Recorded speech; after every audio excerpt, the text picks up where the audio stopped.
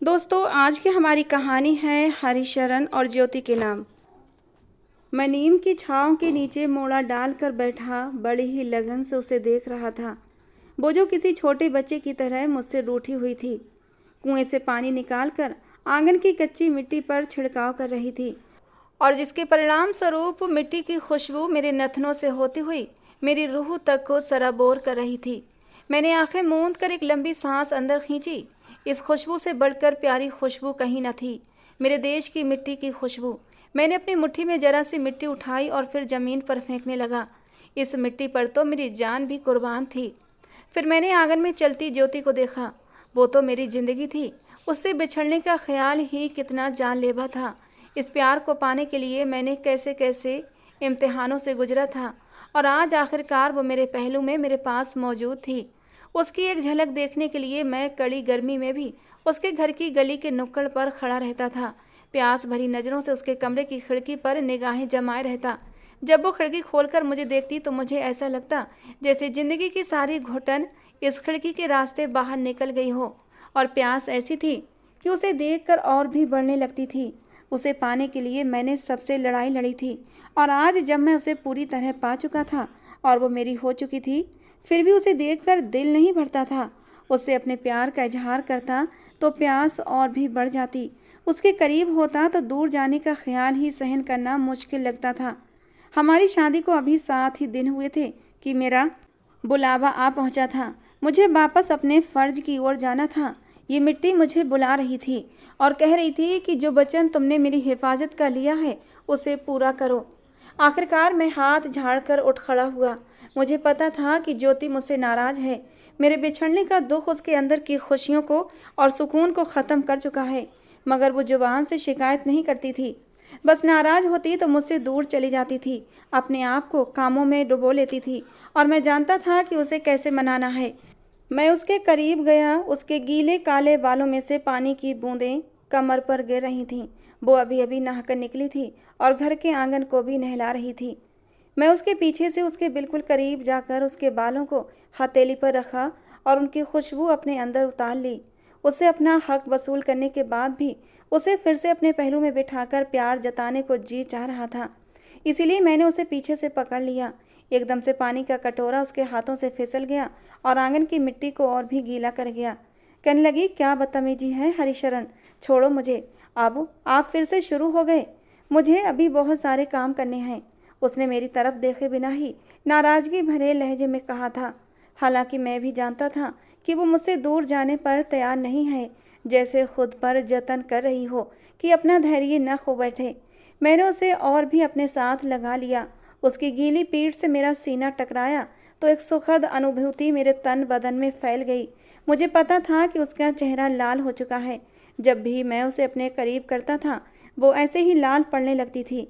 इस हालत में उसे देखकर और भी मज़ा आता था। मैंने उसका चेहरा अपनी तरफ किया तो वो मुझे घूरने लगी। कहने लगी, अभी तो इतना कुछ बनाना है तुम्हारे लिए जो तुम अपने साथ लेकर जाओगे।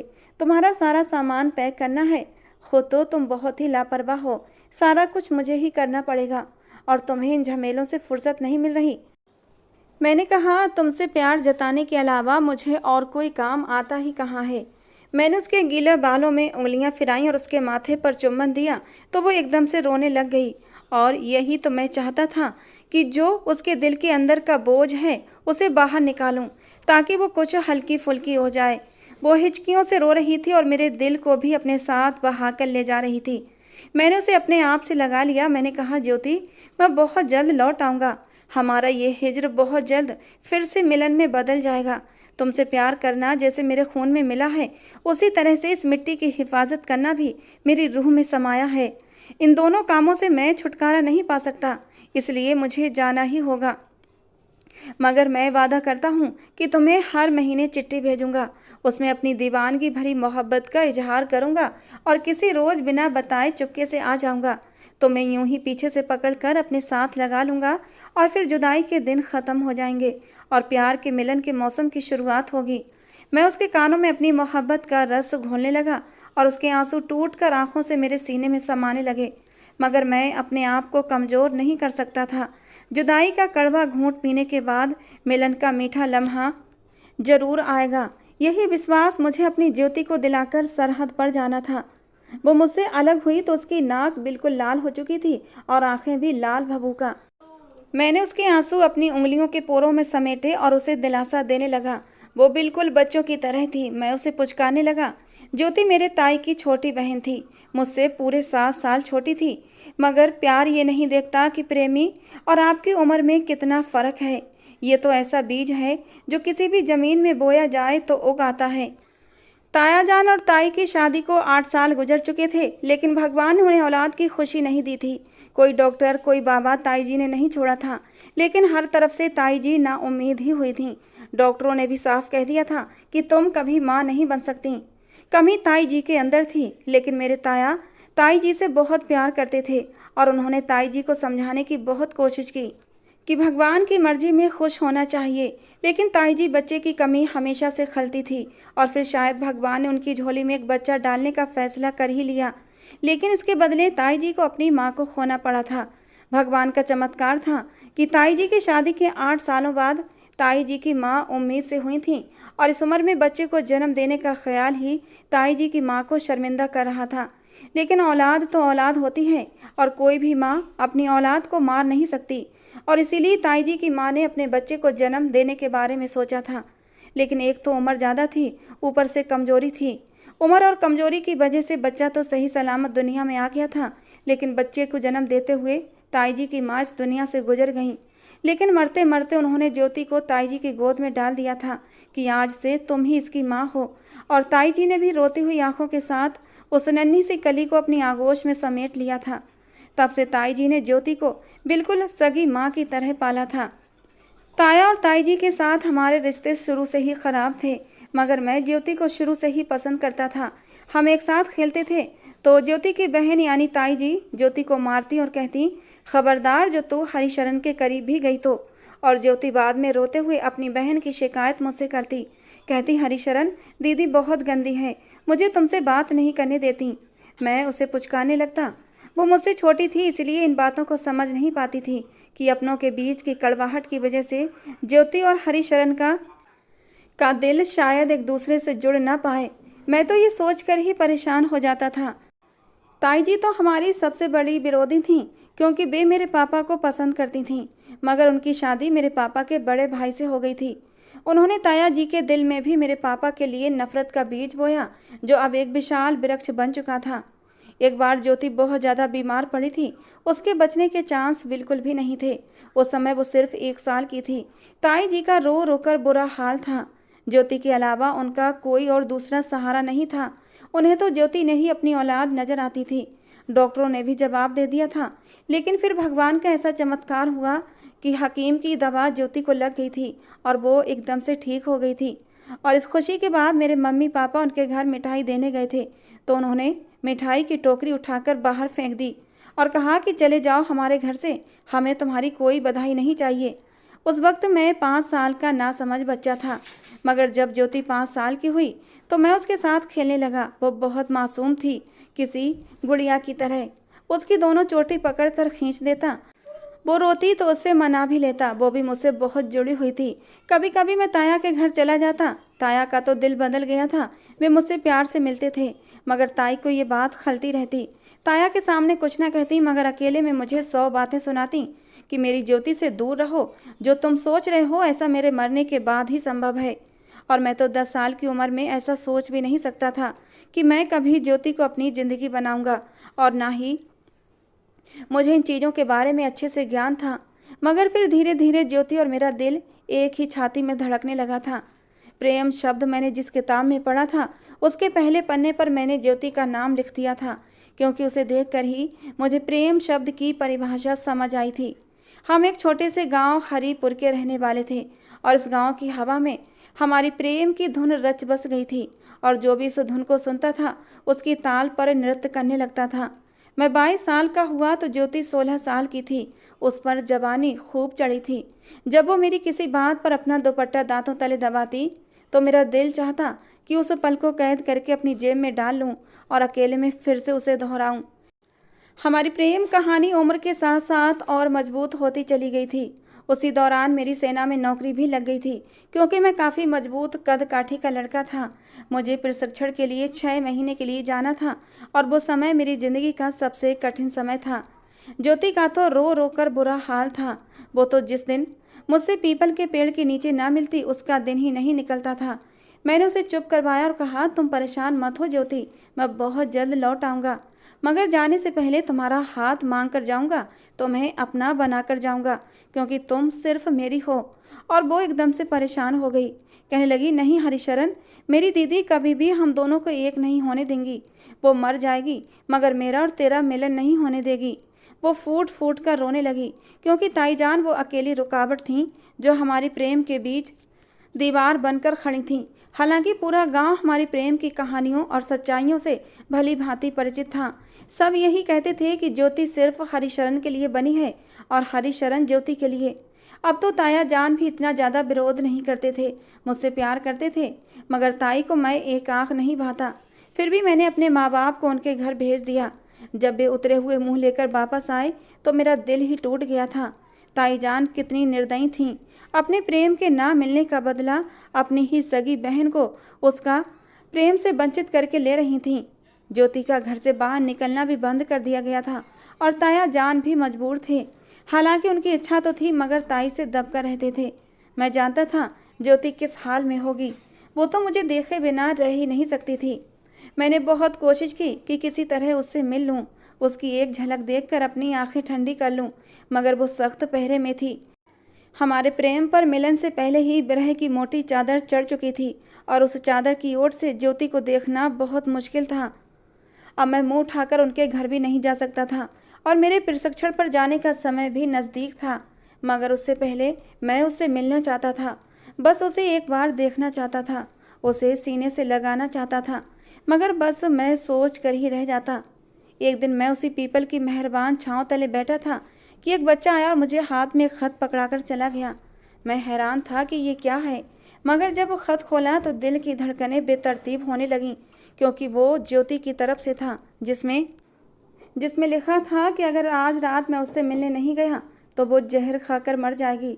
और मैं तो एकदम से बेचैन हो गया था। मैं जानता था कि वो कितनी भावुक है। अगर उसने अपनी जान लेने की सोच ली है, कभी सोचा नहीं था। मेरा बस नहीं चल रहा था, क्या करूं? मुझे ताई पर बेहद गुस्सा आ रहा था। मैं जल्दी से उनके घर चला गया। दरवाज़ा बजाया तो ताई जी ने ही दरवाज़ा खोला था। वो अपनी कमर पर एक हाथ रखे मुझे घूर रही थी। मैंने उनसे नमस्कार किया तो उन्होंने गुस्से से फुफकारते हुए कहा, क्या लेने आए हो अब यहाँ पर? यहाँ से भगाया था तुम्हें, याद नहीं? अब क्या चाहते हो? क्या और कोई भी अपमान सहना बाकी है? मैंने कहा, ताईजान ठंडे दिमाग से मेरी बात सुने प्लीज़। आप हमें किस अपराध की सज़ा दे रही हैं?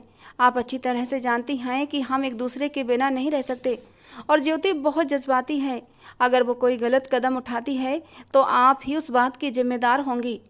ताईजान कहने लगी, वो मेरी बहन है और ये मेरा फैसला है। तुम अपनी चिंता करो, मैं अपने जीवन में किसी भी हालत में मैं तुम्हारा हाथ ज्योति के हाथ में नहीं दूंगी।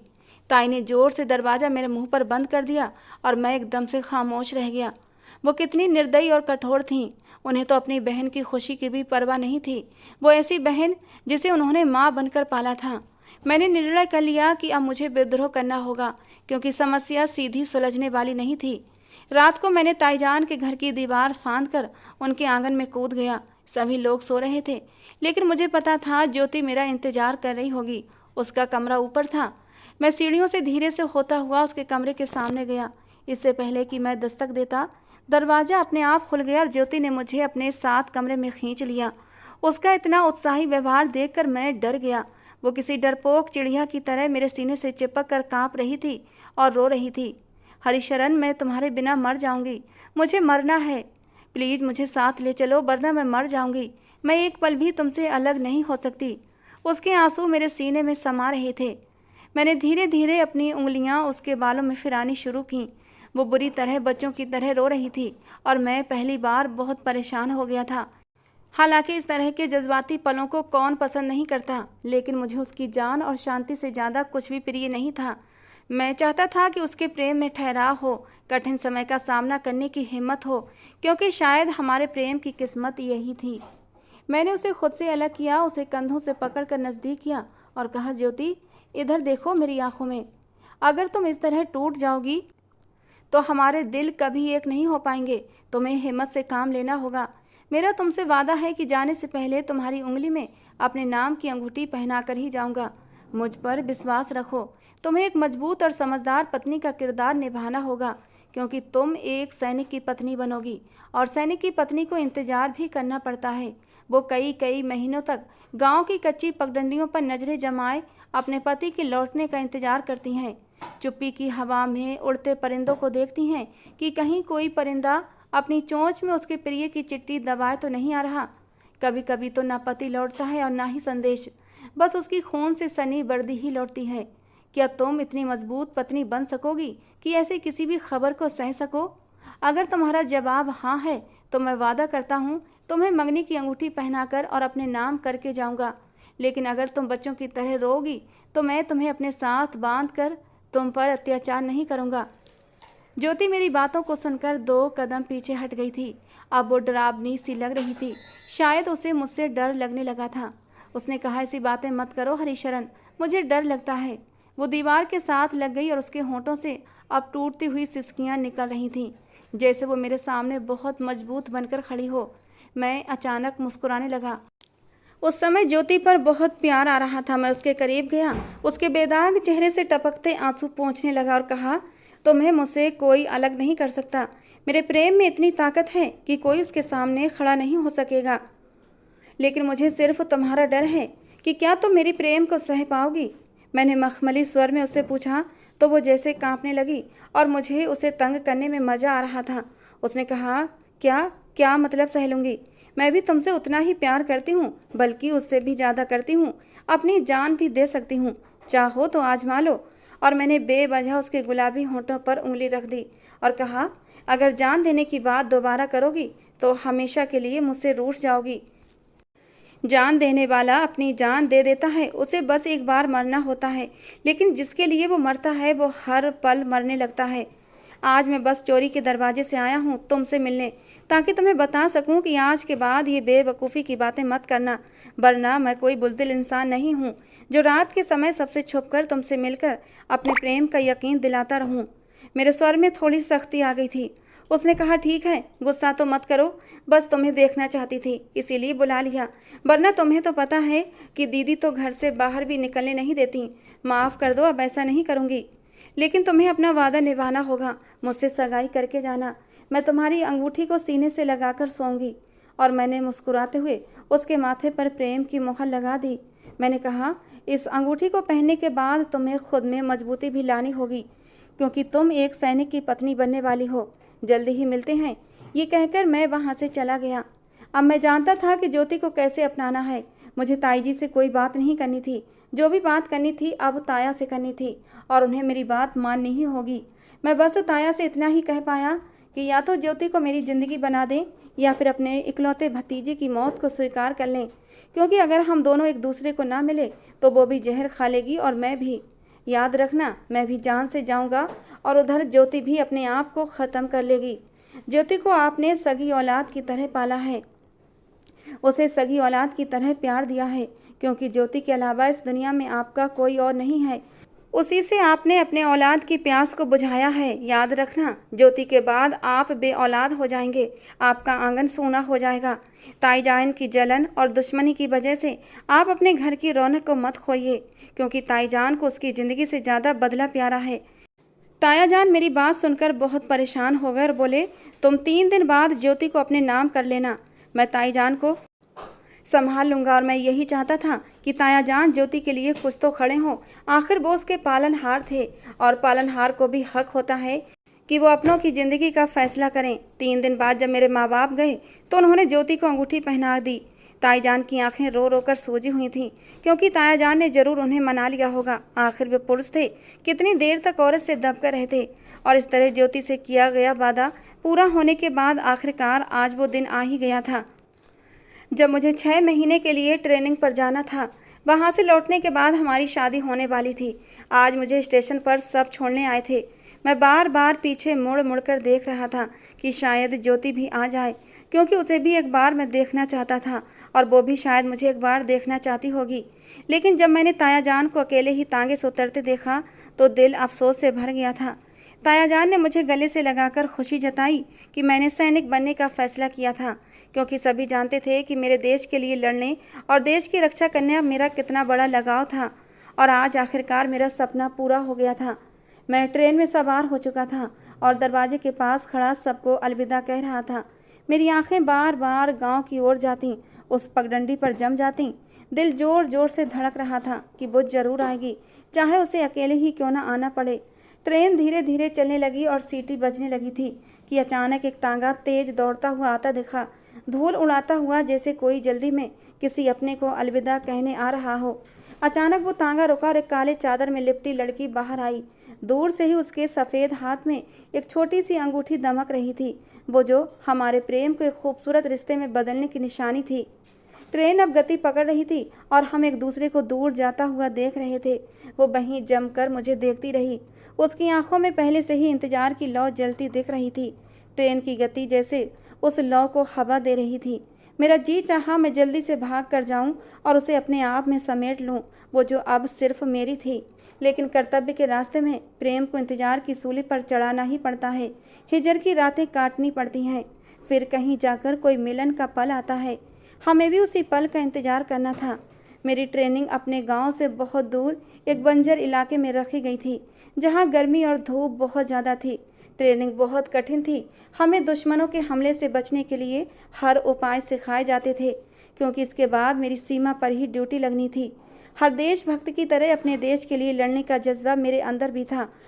और बचपन में जब मैंने आसमानों पर उड़ते युद्धक विमानों को देखा तो युद्ध के दौरान हमारे सिरों पर मंडराते रहते थे, तब मैंने भी दिल में ठान लिया था कि मुझे भी अपने वतन के लिए लड़ना है, क्योंकि अपनी ज़मीन की रक्षा करना जीवन का सबसे बड़ा उद्देश्य होता है। और इस ज़मीन के सीने पर अपने खून की बूंदें बहाना हमारा जुनून होना चाहिए। और अब मैं अपने लक्ष्य के करीब था। मेरा दिल जहाँ खुश था वहाँ मैं उदास भी था।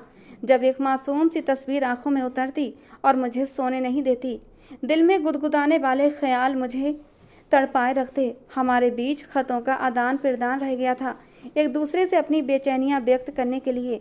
जब मैं हर महीने ज्योति का खत खोलता तो उसके साथ खूबसूरत यादों के कई अध्याय खुल जाते। उसकी बेचैनियाँ इन शब्दों से निकलकर मेरे सीने में हड़कंप मचाने लगती थीं। उसका हर शब्द, हर वाक्य प्रेम का एक नया तूफान बनकर मेरे अंदर मचलने लगता था। मैं उसकी इस कदर प्रेम की कीमत कैसे चुका सकता था? कई कई दिन मैं शब्द ढूंढता रहता कि उसे कैसे बताऊं कि मैं भी उसे उतना ही याद करता हूं जितना वो मुझे याद करती है। लेकिन मैं कुछ लाइनों में ही अपनी खैर खबर लेकर उसे भेज देता, क्योंकि मैं अपने प्रेम को ख़तों के जरिए नहीं पहुंचाना चाहता था, बल्कि उसे अपनी ज़िंदगी में शामिल करके अपनी गहराई लुटाना चाहता था। और आखिरकार 6 महीने के कठिन और लंबे इंतजार के बाद मैं वापस जा रहा था अपनी ज्योति के पास, ताकि उसे अपनी ज़िंदगी में शामिल कर सकूं और उसके सारे गिले शिकवे दूर कर सकूं जो उसने ख़तों में कहे थे कि तुम मुझे भूल गए हो। मैं उसे कैसे भूल सकता था जो प्रेम का गीत बनकर मेरी आत्मा में समा गया था। वापसी के सफ़र में मेरा दिल बहुत खुश था, क्योंकि ज्योति को अपनाने के साथ साथ मेरी नौकरी के आदेश भी आने वाले थे, जिसके लिए मैंने कड़ी मेहनत की थी। स्टेशन पर घर वालों ने मेरा स्वागत किया, मुझे फूलों की मालाएं पहनाई। इस बार ताया जान के साथ ताई जी भी आई थीं और उन्होंने मेरे माथे पर चुम्बन दिया। मैं हैरान और खुश था कि हमारी प्रेम के बीच की एकमात्र दीवार भी गिर गई थी। ज्योति नहीं आई थी और मैं जानता था कि वो मुझसे नाराज़ होगी। मैंने उसके ढेरों ख़तों के जवाब में बस 2-3 ख़त ही लिखे थे, वो भी बस छोटे से, इसीलिए वो फिर से बच्चों की तरह मुझसे रूठ चुकी थी। आखिरी ख़त में उसने लिखा था, जब वापस आओगे तो अपनी शक्ल भी नहीं दिखाऊंगी, तुम बहुत जालिम हो। मैं मुस्कुराने लगा था। उसने अपना वादा पूरा किया और जब एक शाम शादी की तारीख तय करने मेरे माँ बाप गए तो मुझसे रहा नहीं गया। मैंने उसे सगाई के बाद भी नहीं देखा था, बस एक बार उसे देखना चाहता था, अपनी आँखों में उसे भरना चाहता था। इसके लिए माँ बाप के लाख मना करने पर भी मैं गया, क्योंकि अब ताई जी भी सेट हो चुकी थीं। उनकी एक ही एकमात्र खुशी थी, कितनी देर तक वो उससे नाराज़ रहती और लड़ती झगड़ती। अगले महीने की तारीख तय हो गई, मिठाई भी बांटी गई, लेकिन वो अपने कमरे से बाहर नहीं आई। बार बार मेरी नज़रें खिड़की पर टिकी रहती, लेकिन अब तड़पाने की बारी उसकी थी। दिल चाहा सारे शिष्टाचार भूलकर उसके कमरे में चला जाऊं, उसे सीने से लगा लूं और बता दूं कि मैं उसके बिना कैसे हर पल जिया हूं। लेकिन कमरे में केवल माँ गईं और उसका मुंह मीठा करा आईं। मैंने माँ को इशारा किया, लेकिन उन्होंने मुझे घूर कर देखा कि चुप रहो, और मैंने तड़पती भावनाओं को फिर से इंतजार की थपकियों में सुलाकर। वो शायद मायूसी में बैठी थी या इतनी नाराज हो गई थी कि शादी की तारीख सुनकर भी खिड़की से नहीं झांकी। लेकिन काश वो एक बार मेरे दिल में झांक कर देखती कि क्या हो रहा है। एक दिन मैंने गिन गिन कर बिताया था उसको और अपना कमरा बहुत लगन से सजाया। घर के कच्चे आंगन में उसकी पसंद के चमेली के फूल लगाए थे, क्योंकि उसे चमेली के फूल बहुत पसंद थे। और आखिरकार मिलन का पल आ ही गया, जब वो दुल्हन बनकर मेरे संग रुखसत होकर मेरे साथ बैठ गई। हमारी धड़कन एक दूसरे के कानों में सुनाई देने लगी। सारी बेचैनियां बाहर आने को थीं। दुनिया के रस्मों रिवाजों से निपट कर जब वो मेरे कमरे में आई तो मेरा दिल खुशी से नाच रहा था। मेरी अंदर से रूह तक खुश थी। इससे पहले कि कमरे में जाता दरवाजे पर दस्तक हुई। मेरे माथे पर बल पड़ गए कि किसने हमारे मिलन की रात में विघन डाला।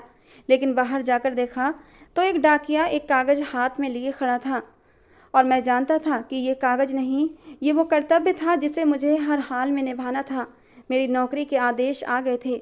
10 दिन बाद ज्वाइनिंग थी और सीमा पर मेरी ड्यूटी थी। एक दिन में 2 खुशियां मिली थीं, लेकिन हल्का सा मलाल भी था कि क्या सिर्फ 10 दिनों में मैं उसे यकीन दिला पाऊंगा कि मैं उसे कितना चाहता हूँ, वो मेरी ज़िंदगी में क्या जगह रखती है। और आज कर्तव्य के रास्ते पर जाते हुए खुशी के साथ साथ उससे दूर जाने का दुख और मलाल घुल गया था। मैंने वो चिट्ठी अपनी जेब में डाल ली। मैं उसे बताना नहीं चाहता था, बस अपने प्रेम को दिखाना चाहता था। कमरे में गया तो वो घूंघट निकाले बैठी थी। उसके सफ़ेद हाथों पर लाल रंग की मेहंदी के बूटे मेरे दिल पर चित्रित हो रहे थे। मैंने उसका घूंघट हटाया तो वो बहुत ही प्यारी सी लग रही थी। हथेली से उसकी ठोड़ी को ऊपर किया। उसकी आंखें मेरी आंखों से टकराईं, जिनमें नाराज़गी की गहरी परत के पीछे ढेर सारा प्यार छुपा हुआ था। मैंने मुस्कुराकर उसे देखा और कहा, आज हमारा चांद क्यों उदास है? क्या इसीलिए कि हिज्र के पल उसकी रोशनी को भी अपने साथ ले गए? उसने कहा, तुम्हें क्या पता हिज्र क्या होता है? मैंने कहा, आज मिलन की रात पर हिज्र की बातें क्यों छेड़ी हैं? आज बिछड़े पल को बीच में मत लाओ। लेकिन तुम पूछ ही रही हो तो बता देता हूँ। हिज्र वो होता है कि अपने महबूब का रूप आंखों में समा जाए, रात कट जाए, जैसे वो धड़कन के भी पास है, लेकिन उसे छूने के लिए हाथ बढ़ाए तो मीलों की दूरी बीच में आ जाए, और फिर आंखें इंतजार की शिद्दत और तड़प से छलकने लगें। बेचैनी इतनी ज़्यादा बढ़ जाए कि उसे कागज़ पर उतारने के लिए सही शब्द न मिले। हाँ, मैं जानता हूँ हिज्र क्या होता है। मैं धीरे धीरे उसके करीब जाने लगा। वो बिल्कुल शांत होकर मुझे देख रही थी, क्योंकि उसने मेरी आंखों में वो सारी तीव्रताएं देख ली थीं जो मैं ख़तों में नहीं डाल सका था। मैं ज्योति के अब इतना करीब था कि उसके दिल की धड़कन मेरे दिल की धड़कनों के साथ मिल चुकी थी। वो भी तो इसी मिलन के लिए कब से तरस रही थी। उसने अपना आप मुझे सौंपकर अपनी आंखें बंद कर ली थीं, जैसे इन सुकून भरे पलों को महसूस करना चाहती हो। मैंने भी किसी कांच की गुड़िया की तरह उसे अपनी बाहों में समेट लिया था, और फिर हमने इन हिज्र भरे पलों की दूरी को खूबसूरती से पार किया था। मेरे कमरे की दीवारें हमारे प्रेम के बेहिसाब इजहार से शर्मा गई थीं। बाहर आंगन में लगे नीम के पेड़ पर बैठी चिड़ियां एकदम से चुप हो गई थीं, ताकि इन मिलन के पलों में कोई विघ्न पैदा न हो सके। उस दिन की सुबह बहुत उजली और सुंदर थी, लेकिन मेरा सूरज तो मेरे पास था। मुझे बाहर जाकर देखने की क्या ज़रूरत थी? वो बार बार मेरे पास से दूर खिसकती और शर्मा रही थी, क्योंकि मेरे प्रेम की बेहिसाब बेताबियाँ उसकी सहनशीलता से बाहर हो रही थीं। वो मुझे जोर से पीछे धकेलती तो मैं उसे खुद में भींच लेता। वो कहती, मैं जान गई हूँ कि तुम मेरे लिए बहुत तड़पे हो और तुमने अपनी बेताबियाँ और बेचैनियाँ मुझ पर उजागर कर दी हैं, लेकिन अब हमें कमरे से बाहर चलना चाहिए। तुम्हारे मम्मी पापा क्या सोचेंगे कि हम अब तक कमरे में ही पड़े हैं? मैंने कहा, वे यही सोचेंगे कि 2 प्रेम करने वाले दिल आपस में जुड़े हुए हैं। उन्हें कुछ क्षण आपस में बिताने दिए जाएं, क्योंकि शायद ये पल बहुत छोटे हों, दोबारा मिलें या ना मिलें। मेरी ये बात सुनकर वो एकदम सिहर गई, और ये बात थी जिसका खुलासा मैं करना नहीं चाहता था, लेकिन किए बिना भी रह ना सका। मैंने अपनी जेब से वो कागज़ निकाल कर उसे थमाया। मैंने कहा, 10 दिन बाद मुझे अपने कर्तव्य के लिए जाना होगा, लेकिन मैं तुमसे वादा करता हूँ कि इन 10 दिनों में अपनी साल भर का प्यार तुम पर निछावर कर दूंगा, और तुम इन पलों को लंबे समय तक याद रखोगी। बहुत जल्द हमारी फिर से मुलाकात होगी। मैंने उसकी आंखों मैं कुछ टूटता हुआ महसूस किया और कहा, तुम्हें मेरा वादा याद है ना कि तुमने मुझसे कहा था कि एक सैनिक की पत्नी का कर्तव्य निभाना होगा।